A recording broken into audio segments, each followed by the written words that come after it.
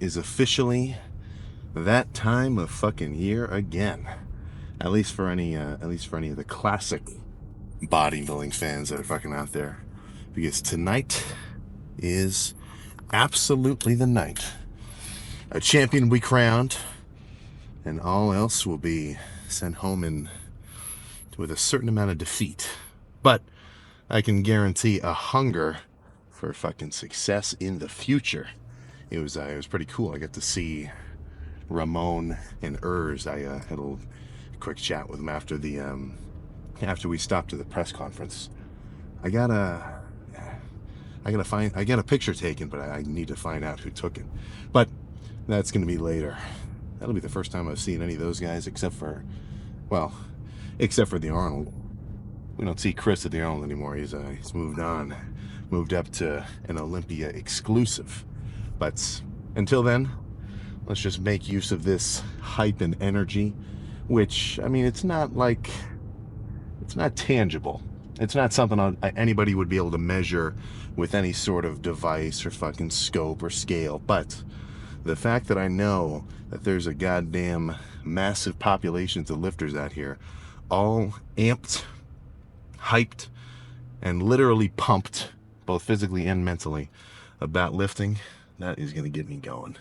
So today's leg day, I can guarantee we'll have a reasonable amount of fucking hamstring and quad swelling. Now, is it going to come from the craziest heavy sets of leg press? We'll have to see how I feel. But leg extensions they're going to start to take some prime time real estate in my quad portions of my leg workouts. Just because when I'm trying to diet down, I mean, the amount of quad, and really the amount of like tension-based stimulus you need to maintain your muscle as you peel off that outer layer of body fat, it's not that crazy. You know, I'm still going to go heavy and hard, of course, but I don't have to push myself to like, you know, a 5-plate squat on the regular to not lose any quad gains in a dieting phase. You know, now the difficulty is more so on the calorie restriction side of things, which luckily enough for me is not my weakest point. Really, I've got no problem getting extra lean, apart from the fact that after a few months of dieting, eventually I'm going to get a little bit excited about this guy's not letting me cut in. I'm going to get excited about bulking so much that I'll probably want to cut the dieting phase short. That's kind of the same thing with the haircuts, right? Like, I like having long hair until I don't, and then I like having short hair until I'm waiting for it to grow out, and then I'm happy again. It's kind of it's a coming and going and ebb and flow. A wave crashes in and then peels itself back out, and in the process we're all bigger and better because of it. So I'm gonna head to no specialty gym here. Torture gym was crazy. Lift club was crazy. We'll definitely end up heading back there probably tomorrow, maybe even on Monday. But this will be kind of a classic anytime, which you cannot deny the fact they usually are open anytime. That's where they've got a one-up on Planet Fitness. But then again, they're trusting all these hooligans with a wireless key fob not to, you know, cause any trouble. But either way, I can guarantee I'm going to get extra excited, have some squeezing, potentially some heavy, maybe even a combination of the two styles of sets. Finish with some sore legs, and then go get ready for the show tonight. So hopefully I'll see some of you guys in there. But I guess we'll just have to wait and see. Goodness, had a little bit of a time scare. I'm not working with infinite time for this workout, and the first anytime I went to, the scanner wasn't working. So luckily there's one just another 10 minutes down. But I'm getting really amped, so let's do 220. The stack is 295, so I'm within reason. And every rep on these, look, I know everybody's freaking, oh, lengthen partials. Yes, I get there, right? I'm going to get there at the end. I'm talking those kind of assisted, almost failure, barely move the reps. But until then, I want to make the bottom of this squeezing set, feel like I'm trying to rip my, just feel like I'm trying to rip this pad totally backwards as though I'm doing like a heel kick to somebody, I guess that'd be more like a Mortal Kombat finisher, a heel kick to somebody just fucking already down. But not to take away from its intensity. Let me go nuts here. But I do want to get a crazy squeeze at the bottom.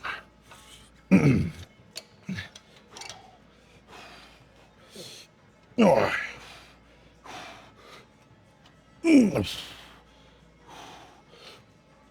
No.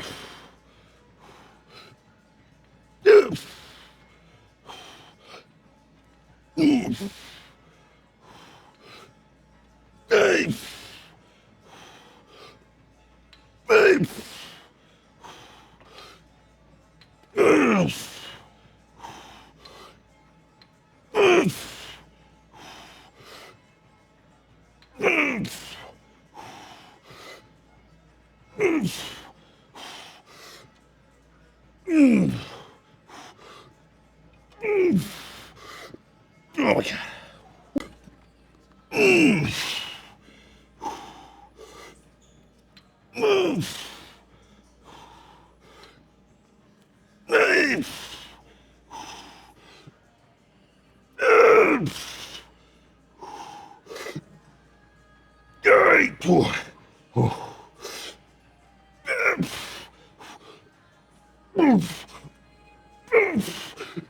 Oh my God. Oh. Okay. One more of that same style, but the next one I'll go a little heavier and make these reps a little more of a faster pace.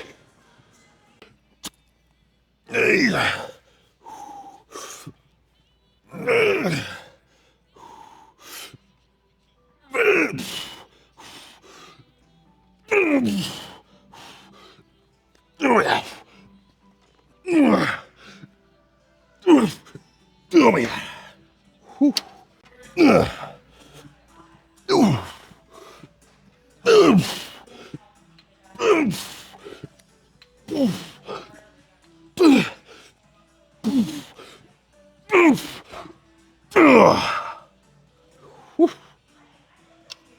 A little too heavy. Let's drop it by 40 and do one more nasty one.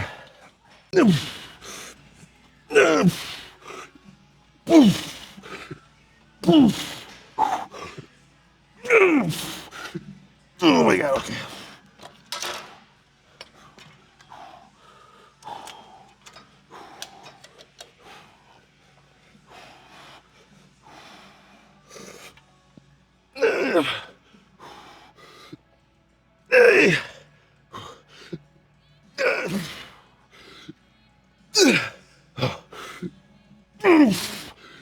Oh my God, okay. Woo. Oh goodness. Yeah. Let's switch gears. Time for some leg extensions, goddammit. Okay, so same approach here as with those leg curls in the beginning. I'm not gonna hold it, but I am gonna make sure when I get to the top of the rep in the first 10 or so when I'm fresh, I get an extra bit of oomph, which I swear totally changes your fatigue rate. I could sit here and just move it for I don't know how many. Like if my goal is just, okay, move it for as many reps as possible, I could probably get at least 1.5 times as many reps. But if I'm a bit more mindful and I get a good squeeze on the top, then sure, I mean, I'm doing less reps, but those reps are more intense. So left side first, since my left quad is slacking a little bit compared to the right one, which there's a reason for that, but I'll hit the set and then explain after. All right.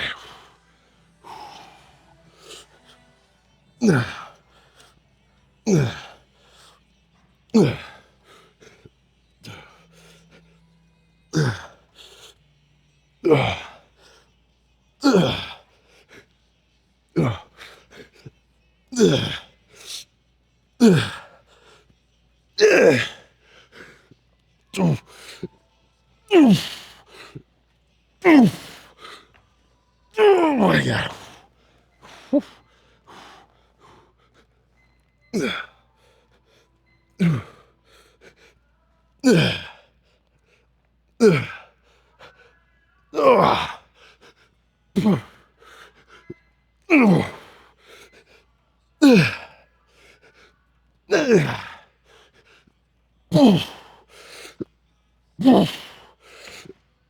Oh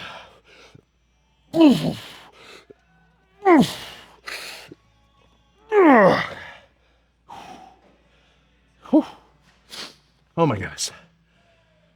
Oh. So the reason the right one's ahead and why I can hit 15 closer to real reps than this one I failed at 15 was because in diving, you do a little step, and then a big one-legged jump every time you do something. And that was always this leg. So a little bit of sport-specific imbalance, which, failing on the left side and just matching reps on the stronger side, I think is a good approach to solve. But let's keep getting a few more here.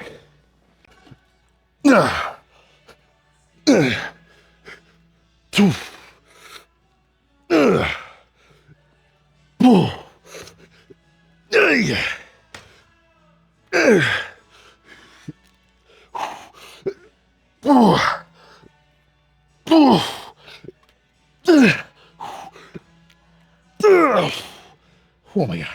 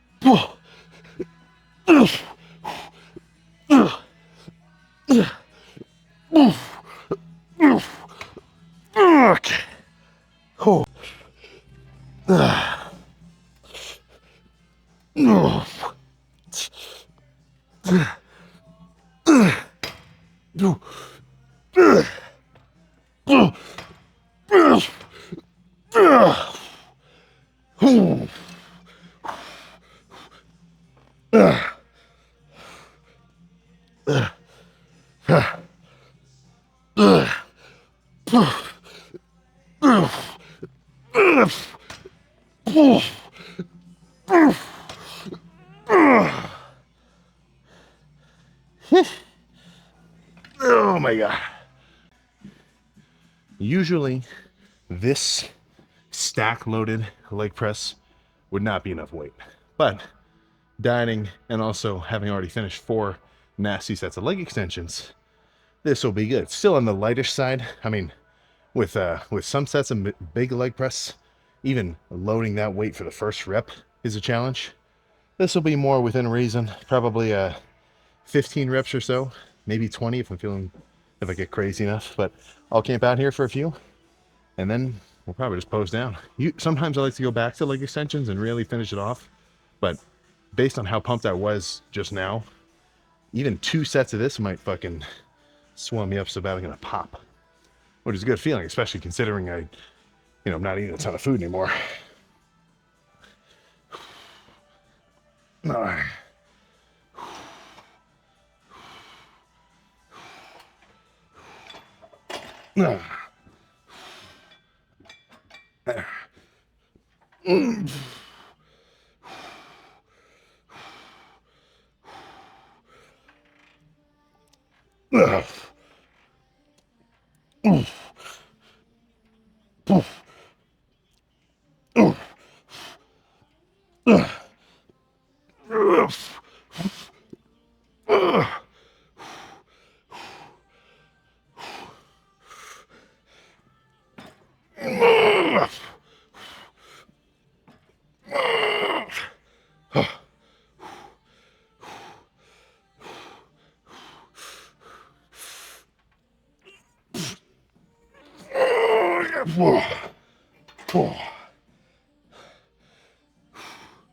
Probably 2 more.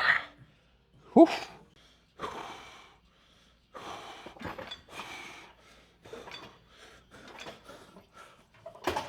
Okay.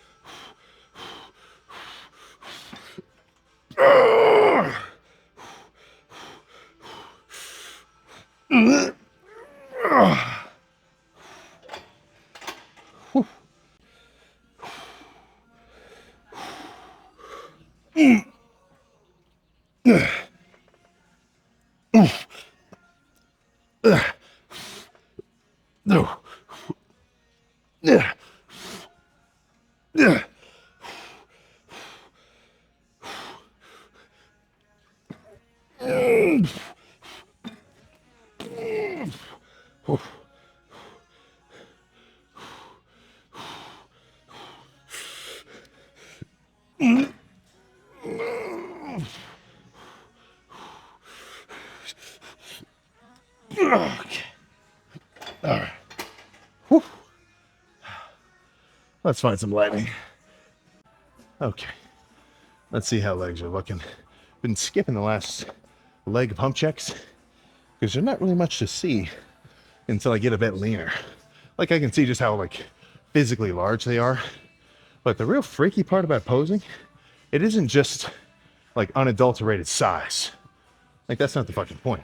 It's also kind of the coolness in the veins and the striations. So, you know, as much as I like looking at my legs right now, and they are definitely like bigger than normal, you know, it's not the craziest thing in the world. This little kind of lines here, once those get more defined, from getting a bit leaner, that's when the real coolness factor of legs is going to start to take over. But this is fucking sweetie. Dude, what the hell? Dude.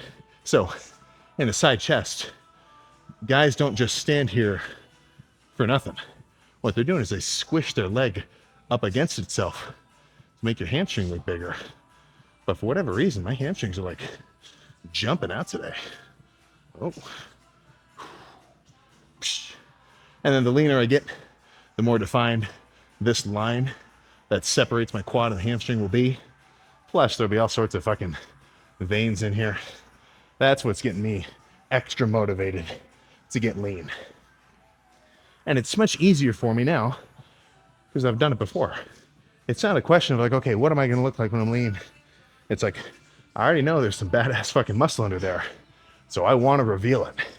So the freak factor will begin to increase, not due to just bigger size like on a bulk, but due to more definition, leanness, fucking cuts and splits and every other shred in between. But let's get in the car and get out of here. I gotta put a little button-up shirt on and head to the Mr. O, goddammit. Legs complete, and frankly, I may not have planned my workout schedule perfectly. Because it's already, well, there's a certain difficulty in walking once you get a serious enough leg pump, just because you're almost running into your own fucking, like your adductors rubbing up against each other. But other than that, I know I'm going to be fucking tired walking around. Well, I'll be sitting down for the most of it. Get to jumpstart some fucking, jumpstart some recovery. If these guys will let me out of here. Whoop. But this is going to be only the third bodybuilding show I've ever been to. The first one I ever saw was kind of not an amateur, but just a smaller local show. That got me seriously fucking amped up because at the time I was getting bigger. You know, I was like a lean 220, like a lean 210, just walking around. And I'm like, I could probably take some of these guys. And then once the real classic dudes showed up, I said, oh, these guys are a little bigger than expected. Well, I need a... So basically had a little bit of a reality check there, which I think I'm going to have the same thing here tonight. Because they're, you can see guys in pictures and video, but actually sitting there right in front of them, dude, Plus, there's the stage effect, there's the crowd effect. I mean, may as well be a fucking rock star up there on stage if you're really showing off a good, a good build. But I'm excited to see that. So until then, I'm gonna go back, have a reasonably sized meal, hit all my kind of protein goals, make sure I get at least a couple grams of carbs in, and I can just go from there.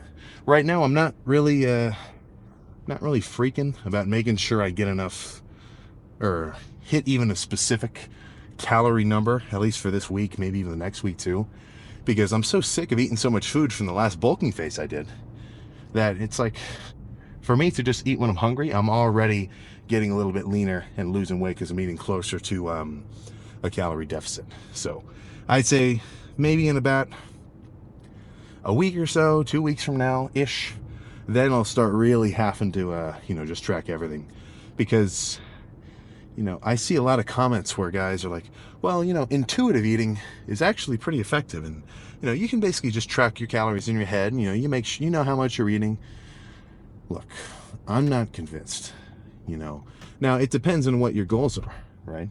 If you're main gaining, right? Let's say you make sure you hit your protein goal per day. Even if you're a little under, I mean, you'll be fine. And then, you train hard, you eat enough food so that you can actually recover from your training, but you're not really tracking it or anything. It's like, yeah, you can make gains like that, but are you making the best gains that you could? I'm not so convinced, because then it's like you're opening yourself up to having lower days or higher days, and not because, your routine is suddenly like flipped upside down or something on a day-by-day basis, but I really do feel that it is kind of a gains upgrade to switch from just, kind of eating whatever to actually taking the dieting side into account. But again, like I said, not so much for the main gainer guy. Like if you're 1 year in, 2 years in, I say, dude, hit your protein, eat enough food that you're, at least making reasonable gains, and then go from there, right? Grow. But the problem is once you reach a point where you're not growing, right? Once you reach a point where, your whole main gaining routine and like the amount of food that you're eating, it's not cutting it. The scale is literally not showing you any progress. So what that means is all you're doing is, you're just no longer main gaining, you're just maintaining. Which if you're in your end state, like if you're as big as you want to be and you're like, I want to stay just like this is perfect. Or if you're an athlete, right? If you're actually doing a legit sport or something, it's probably not going to help you unless you're like in a strength specific sport to get much bigger. I mean, when I was walking around as a diver, when I was like fucking even just 200 pounds, dude, I looked totally out of fucking place. Everybody else next to me was like 160 or below. And, all that extra mass did not aid in my flipping ability. It aided in my, looking cool and big ability, which is kind of important to me, right? I like it. But, that's where you guys have to take this on a case-by-case basis, depending on, like, your own kind of routine. But the group who I'm really trying to tell, like, guys, you seriously need to start taking a little bit more responsibility of your gains outside of the gym. Not for my own sake, but for fucking yours, right? For the sake of your gains, it's going to pay off for you, But so the reason I say that to only a smaller specific group of people is because I know that there's a percentage of guys where they really do want legit gains. They would love it if they had a perfectly optimal, sick-ass gains-inducing routine where they're getting bigger and stronger on a consistent basis and they're making legit gains for the amounts of effort and time that they're willing to put in. But I think that of that percentage, maybe 10% of those guys are really doing it, and that's not necessarily a problem, because it's not like you have to be lifting perfectly from the get-go or never do it at all. I mean, dude, I'm still making serious adjustments to my training and my diet and my whole just outlook on things, even now. And I've been lifting for 6 years, and I think the general consensus would say, oh, Sam probably knows a lot about training, or at least his own training. But dude, there's no limit to the amount of information that you can fucking, take in and apply to your own fucking lifting. I mean, me fucking 5 years ago when I started, dude, I would look at my training from my own perspective now and be like, dude, what the fuck is this kid doing? What? He just did 20 sets of triceps in one day? Right? But that's the whole point, man. You got to make progress, make mistakes, learn from them, and then, press forward. So that's where I like the idea of being open, right? Having an open mind to new ideas. Don't get locked into any specific dogma, and just, try to take criticism, which is tricky. It is very tricky to be told that what you've been doing for a while is not right and probably isn't in your best interest. I mean, if you told me 3 years ago, like, dude, Sam, why the fuck are you doing push downs with 2 plates slapped on the side? You can barely do 10 good reps. You're gonna have a better time doing lighter weight with a rope and really squeezing it. In my mind, I would just flip around and be like, well, I've got way more mechanical tension on my triceps. So mechanical tension is a crazy indicator of muscle growth. Why would I want to use lighter weights? You see what I'm saying? Now, there is an argument to both sides, so now I'm kind of more under the opinion, like, keep yourself in a healthy middle ground. Do some heavy sets, because you're never going to get around a bigger muscle is a stronger muscle. So lifting hefty weights, like failure around 12 reps, 10 reps, totally cool. But, don't go so overboard that you start using other fucking accessory muscles. I mean, you shouldn't be feeling your chest after a crazy set of tricep pushdowns. All that means is you're probably loading your triceps with more weight than they can really manage to move around. And then that's just going to result in you fucking working your chest, your lats, your fucking shoulders, and everything else. And then you're going to be extra tired and barely get any more, if any more, tricep stimulation than just a lighter rope. And that's just one fucking example, not to mention the fucking diet. I mean, let me tell you something. A calorie is not always a calorie, right? It is, but not always, right? You can't look at it so simply like that. But that's where I feel like the guys who are killing it the most are the ones who have adjusted from their mistakes in the past. I mean, all these older dudes are like, man, fucking getting the chocolate milk down and the McDonald's and everything else. That's how we all used to do back in the old days. It's like, what are you gonna do? If something makes sense at the time, it's kind of hard to be told the opposite. But that's why I kind of like the phrase, trying to be an enlightened lifter. You're never too sold on one idea. You're always open to trying new stuff, and you're definitely trying to experiment with your own training and see what works for you. Right? Just because someone that you look up to and that you like watching work out happens to love doing straight bar curls, his elbows and his his humerus and his forearm muscles and his bones and everything else are probably completely different than your own. So for him, maybe this lines up really well.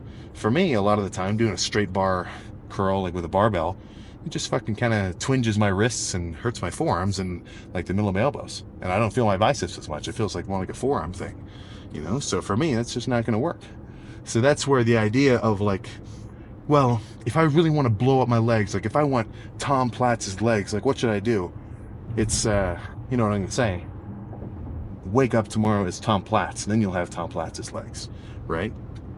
Like taking specifics, very specific things from specific guys' training, sometimes you can't always apply it, So that's where I really get behind some of the basics. Drink all your fucking water, get a good amount of sleep, and when I say water, I mean electrolytes as well. Get a lot of sleep, hit your protein goals as well as your calorie goals. If you're bulking, eat enough. If you're dieting, don't eat too much. Train like a beast, really get excited for every set that you do, and then, be open to adjusting your training as time changes. And not only time, but your body is going to change. Like the way that things feel and the way that I feel comfortable doing specific movements now versus literally 100 pounds ago when I was a beginner, dude, completely different. So if I'm not the same lifter now that I was a year ago, should I be lifting in the exact same way now than I was a year ago? Oh man, odds are a couple things are going to change, and I'm going to have to adjust accordingly, right? So that's my shtick there. Keep an open mind and always be trying to adjust to new ideas. At least enough to where you're making gains, right? If you're doing a routine where it's like, dude, Sam, I've been tracking my weight, just gained 5 pounds in the last 6 months, and I'm just as lean as I was before. holy crap, this guy's fucking growing. Keep going, you're killing it. You know, like he should be open to changing his shit up. But he doesn't completely have to uproot his training all of a sudden, because obviously what he's doing is working for him. You know, it's the guys where, you know, I've been lifting for 2 years. I'm still about 180. My bench is stuck at 275. You know, I don't really squat much. It kind of messes with my knees. Yeah, you know, it's like, you have any tips for me? And I'm like, well, are you tracking your calories? Are you getting enough sleep? Are you drinking a lot? That can seriously hinder your fucking gains. I mean, for the most part, gains are a pretty slow process. And to get yourself from maintaining your build to gaining, it's just a minor jump in quality of your routine.